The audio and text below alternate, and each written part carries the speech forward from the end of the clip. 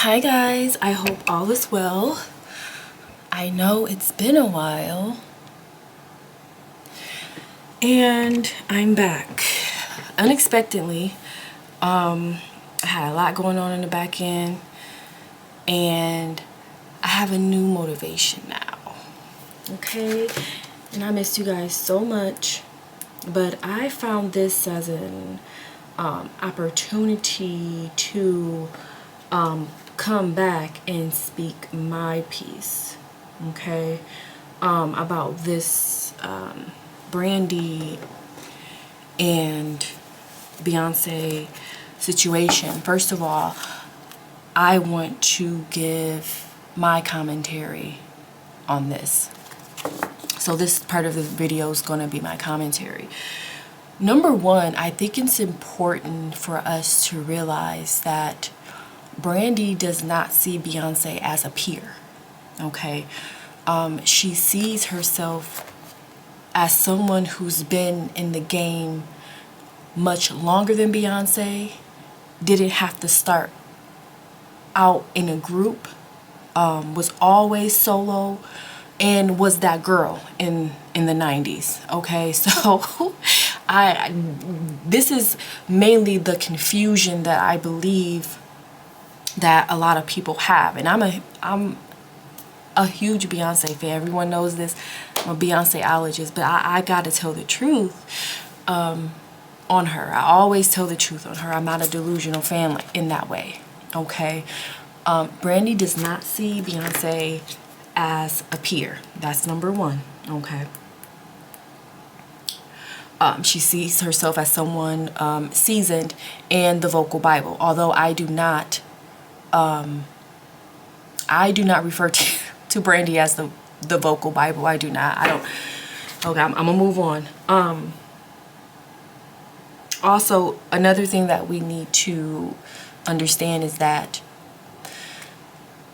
Kelly has been friends with Brandy for years. Since before Destiny's Child disbanded. And this is important because we also need to understand the type of personality that Kelly has. Okay, Kelly is a pushover. Especially back then, she didn't have a backbone to stand on. And this matters is, the reason why this matters is because Brandy would say things about Beyonce in front of Kelly. And being that Kelly is a pushover and she doesn't want to, keep drama up, and her main loyalty, of course, is to Beyonce, I don't think that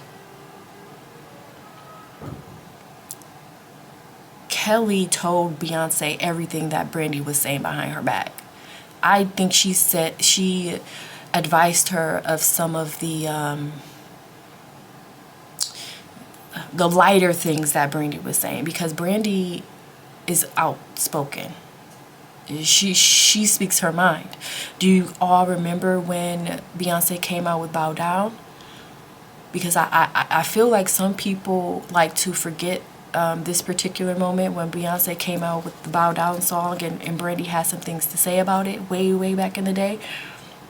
How she didn't like the song, but of course, like Beyonce, but she didn't like the song. Brandy felt threatened by Beyonce's come up. And also, do you all remember the interview that, I don't know if it was an interview or a sit down that Brandy did with Kelly?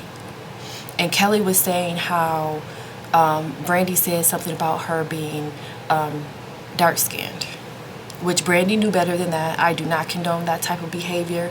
Everyone knows that colorism is a worldwide sport.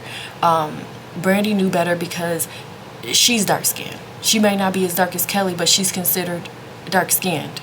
Okay, she said that, and now somebody lighter and brighter has come along and taken her place, which is Beyonce. So I don't believe that I do not condone that type of behavior.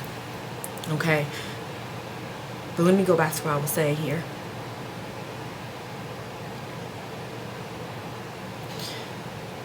And some of you all are going to be a little, upset with me about this, but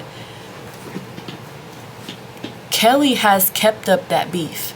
I'm not saying the reason why Beyonce and Brandy have a beef is because of Kelly. No, these are two adult women. However, it is my belief that Kelly has kept shit going over the years unknowingly. Brandy hasn't liked Beyonce for years. And what I'm getting here, what I'm feeling, when Brandy allowed Kelly on that tour, it felt like a one-up, because I can hear Brandy saying to Kelly,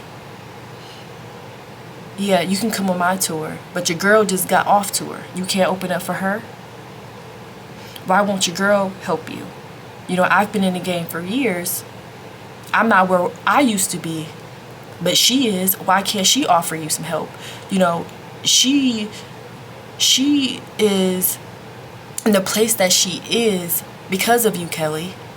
She needed you in that group to prop her up until she went solo. Why can't she help you? You understand? I believe those type of things have had been said behind the scenes for years. Kelly may have not told Beyonce the most horrible things that Brandy has said about her, but Beyonce is not a dummy. You don't get to the top of the music industry, a cutthroat business like this, being a goddamn dummy. That's number one. Okay. That's just number one. Of course, Kelly's loyalty lies with Beyonce.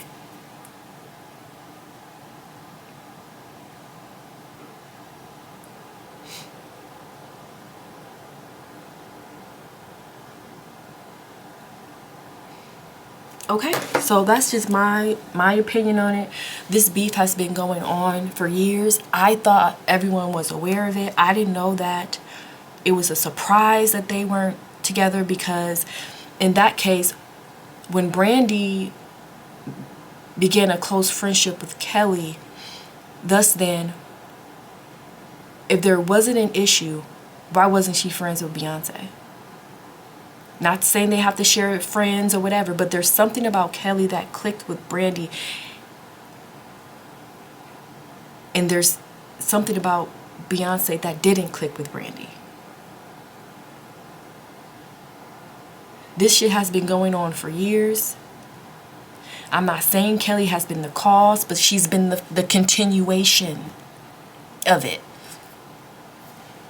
Her being submissive, her not speaking her mind. This is where it's gotten. Okay, so let me go ahead and go to the reading. And y'all would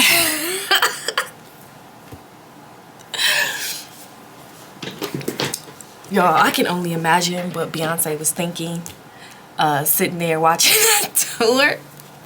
I saw some clips of it.